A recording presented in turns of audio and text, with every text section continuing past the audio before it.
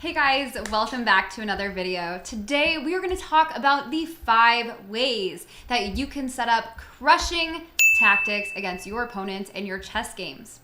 Now, I previously made a video discussing an easy method that you can use to identify tactics in your games, and if you haven't seen that, you should check it out. I will link it up here, I think. Because today we are essentially going to be building upon that and taking that a step further. While we hope that tactics are always just looming, ready for us to take advantage of in our games, as it turns out, this is not always the case, and especially as you play stronger players who are actively trying to prevent you from finding these opportunities, you are going to have to prepare them. You're going to have to set them up, and that is what we're going to be discussing today. As you guys know, I love checklists. They help sort of give me some structure, a finite list of options, and a seemingly endless pool of possible moves. And once again, I'm going to give you a checklist that comes from the chess steps method. If you're playing a game of chess and you see a potential combination, but you just need a piece to go to a certain square, something to get out of the way, etc., you have 5 different options to prepare this tactic. You can lure a piece to where you want it to go, attract it to that square. 2, you can chase it. You can essentially push the piece to the square you want it to go to. You can clear the line by getting something out of the way. You can target, which is something specific to the chess steps method that essentially means positioning the attacker by threatening another piece. And that will make more sense once we get into the puzzles. And finally, you can eliminate the defense, which I made an entire video solely about this topic. If you haven't seen it, go watch it. I will link it here because I'm not going to be going through that today. All right, with that, let's get into the puzzles and make sense of this concept of preparatory moves. All right, we have our first position here. I have moved the board to the other side of the screen because someone commented that it was weird that the board was over here and I was looking over here. So I moved it over here. Hopefully that's better. Let me know in the comments. But yeah, first position here, black to move. As always, pause the video, see if you can solve it on your own. Now, the topic of today's video is preparing tactics. So the stronger players are probably gonna see this pretty quickly, but I'm going to take kind of a methodical approach to this by sort of explaining like how you should think about this in order to find these combinations. So first thing we probably notice is that our knight is being attacked by this pawn. And of course, we can instinctively just try and save the knight. But better yet, we should also ask ourselves, like, do we have any counter threats? Like, we don't want to just be playing defense. So is there something better we can do? So let's start with the forcing moves. We can play this knight f3, checking the king, but this doesn't really do anything. Like, king can just move away, and then we have to move our knight again. Do we have any other checks?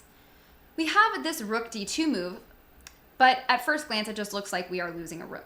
And this is where it is super important when you're calculating these things to ask yourself what changes about the position after you play it. Because it's super easy to just say, oh, this doesn't work. But if we calculate this all the way through, we will see that now we have this knight f3 move with a double attack on the king and queen. So king has to move and we are going to win a queen. Another position here, white to move. Again, pause the video, see if you can solve this one on your own. Again, we can start by asking ourselves what the forcing moves are. We see that we have this knight f5 move, checking the king. This doesn't really do anything. So we can ask ourselves, what else can we do? Well, we have this queen move where king takes and we just lost a queen. But again, if we calculate this one step further and ask what changed about the position, we will see that now we have this beautiful double attack with the knight because we have lured the king to this f6 square where we can deliver the attack. Okay, another position here, white to move. Pause the video, see if you can solve it. Now, there are a couple different ways of looking at this. We can go through our forcing moves hierarchy and say, what checks do we have? We can deliver a check here with this knight b6 move. King is forced to go to b8 because this square is protected by the bishop. The queen cannot take back. And now we have this knight d7 move with a double attack on the king and the queen. Therefore, we are going to win the queen. But the other way of looking at this is understanding the knight's distances, being able to identify that very quickly. And that's something that comes just with time, puzzles, pattern recognition, which I have not fully grasped yet myself. But being able to recognize those patterns. And if you see that pattern that, oh, this king is very close to being a knight's distance away from the queen, then you can ask yourself, how can we arrange the combination? And we see, well, actually, we can chase the king to this square, and then on the next move, we can play the knight where it needs to be to deliver the attack. So, a couple different ways of looking at it. New position, white to move, pause the video, see if you can solve this on your own. Looking at this position as white, we see the black king is vulnerable. We can currently deliver checks either by queen e4 or queen d3. However, these don't really do anything at the moment because the king can just scurry away and he's going to be very safe and content back there. So is there a way we can make this more interesting? Something else that stronger players may notice, others may not, is that this dark squared bishop doesn't currently have a lot of squares to go to. It can't go safely anywhere along this diagonal, and the only square it can go to where it is going to be adequately defended at the moment is here to this d4 square. So we can actually chase this bishop to this d4 square, and next we can deliver a double attack with queen d3 attacking the bishop and the king. The king moves, and therefore we win a bishop. All right, so if we're evaluating this position and we start asking ourselves what the forcing moves are, we see that this black king is vulnerable across these dark squares. We also see that this bishop on b4 is undefended. So we would love to be able to play queen d4 check, where we would end up winning the bishop, but we can't do that at the moment because the knight is in the way. So in this case, we simply play knight takes on c6, queen recaptures, and then we have this combination of queen d4, checking the king, winning the bishop. Okay, so if we're evaluating this position as black, we see that the white king is exposed. So we have a check currently with this queen d5 move, but this doesn't really do anything. However, again, we can ask ourselves what else is going on in this position, and we notice that this white bishop on g5 is undefended. So that should make our ears perk up and say, exposed king, undefended bishop, maybe there's a tactic here. And we see that both of these targets intersect here at this a5 square, which our queen can go to. However, this pawn is currently interfering with our vision of this bishop on g5. So we can clear by playing d takes c4, bishop takes back, and then we have this beautiful queen a5 move, checking the king, winning the bishop. Okay, new position, white to move, pause the video and see if you can solve it. So, once again, we have an exposed opponent's king. These light squares look pretty good for us. We also see that this knight on b5 is undefended. We would love to play this queen d3 move, checking the king and winning the knight. However, we cannot do that at the moment because our own knight is in the way.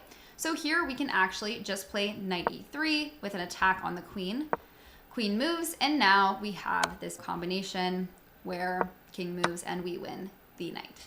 Another position here, black to move, pause the video, see if you can solve this one. We might notice right away that the king and queen are one file apart, and our pawn happens to be in between on this file where we could potentially deliver a double attack here. But this other pawn is in the way.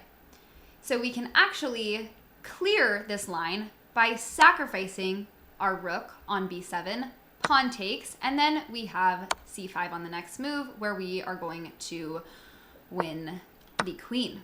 Now, if you didn't see this tactic right away, I just want to illustrate that you can still come to this by asking yourself the forcing move question of what forcing moves do we have? And you'll see that you have this check with rook b7, and sure, at first glance, it looks like you're losing a rook, but then you take it one step further, you ask what changed about the position, and then you will see that, oh, now this line is cleared, and my pawn can go there and attack these two pieces at once.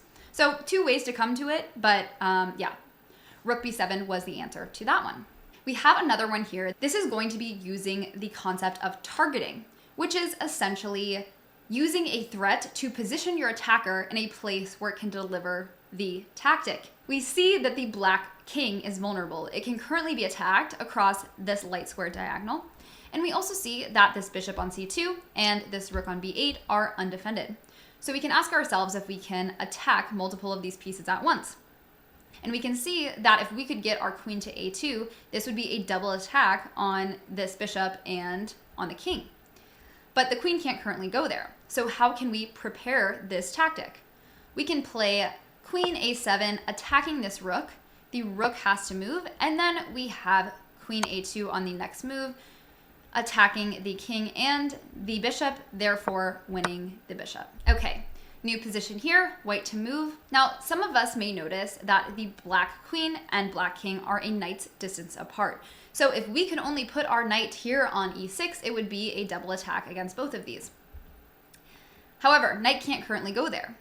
But what it can do is go to c7, threatening this rook on a8, and on the next move, we can deliver this double attack, therefore winning the queen. Okay, another one here, white to move.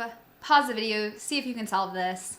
If we look at this position and ask ourselves what the targets are, we will notice that this bishop on c6 is undefended, and this bishop on d6 is inadequately defended. It is one time attacked and one time defended. So if we were able to add another attacker to this, that would be the equivalent of attacking an undefended piece. We would win the piece.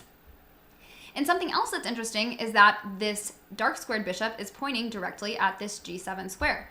So we might notice that if we can play queen c3, we would be threatening checkmate on g7 and attacking this undefended bishop. So black is going to have to respond to the checkmate threat. We are going to win the bishop. So what can we do to prepare this tactic? We can target this inadequately defended bishop by adding an additional attacker to it. Black has to defend. And then on the next move, we can play this queen c3 move, threatening checkmate and ultimately winning this bishop. New position here, black to move. This is our last one. It's a little trickier because it requires you calculate all of the different possibilities all the way through and consider what white is going to do to respond.